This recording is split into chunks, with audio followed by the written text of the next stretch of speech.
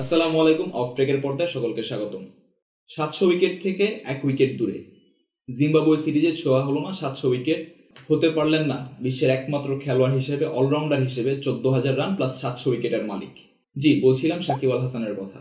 International cricket ক্যারিয়ারে সাকিব আল হাসানের 14,000 run, 700 wicket. 14,000 run তো হয়ে গেছে, 700 উইকেট থেকে কেবলমাত্র 1 উইকেট দূরে। জিম্বাবুয়ের বিপক্ষে লাস্ট ম্যাচে 4 ওভার বল করে 9 রান দিয়ে 1 উইকেট নিয়েছেন সাকিব। আর 1 উইকেট নিলে হয়ে যেতে পারতেন বিশ্বের একমাত্র খেলোয়াড় হিসেবে 700 উইকেট প্লাস 14,000 রানের মালিক। 700 উইকেটের জন্য সাকিবের অপেক্ষা করতে হবে ইউএসএ সিরিজ, তারপর টি-20 বিশ্বকাপ। এছাড়া সাকিবের টি-20 ইন্টারন্যাশনালে সাকিবের উইকেট সংখ্যা 145। সাকিব 145 উইকেট নিয়ে আছেন 2 নম্বরে। সম্ভবত সাকিব আল হাসান জিম্বাবুয়ের বিপক্ষে শেষ টি-20তে ঘরের মাঠে বা বাংলাদেশের মাটিতে তার ক্যারিয়ারের শেষ টি-20 ম্যাচটি খেলে ফেলেছেন।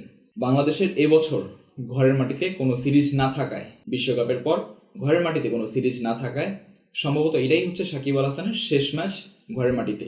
এরপর ইউএসের মাটিতে ইউএসের বিপক্ষে সিরিজ, তারপর টি-20 বিশ্বকাপ। এরপর নাম্বার 75 তার জার্সিটা উঠিয়ে রাখবেন, টি-20 ক্রিকেটকে সারা জীবনের জন্য বলে দেবেন আলবিদা। আর 1 মাস 1.5 মাস সাকিব আল হাসান এখন ব্যাটিংয়ে নামলে বা বোলিংয়ে নামলে গ্যালারি থেকে আপনারা ভুয়া ভুয়া চ্যান্টিং করছেন, সাকিব আল হাসান ভুয়া, সাকিব আল হাসান দলের জন্য কিছু করেন নাই। সাকিব আল হাসান অবসরে চলে যাওয়ার পর কাকে ভুয়া বলবেন, কাকে ভুয়া ভুয়া চ্যান্টিং করবেন? এক সাকিব বাংলাদেশকে রিপ্রেজেন্ট করছে বর্তমানেও। সাকিবকে সমীহ করে প্রতিপক্ষরা, স্কোয়াড সাজায়। সাকিবকে ভয় করে স্কোয়াড সাজায়। সাকিব দলে না থাকলে প্রতিপক্ষের কোচ বলতে বাধ্য হয় সাকিব আল হাসান নেই, তাই আমাদের আলাদা কোনো পরিকল্পনা নেই। এখন একটা ব্রেক থ্রু দরকার হলে সাকিব আল হাসান আছেন, কিন্তু কয়েক মাস পর যখন একটা ব্রেক থ্রু দরকার পড়বে তখন কি করবেন? তখন একটা সাকিবকে হন্যে হয়ে খুঁজতে হবে আপনাদের।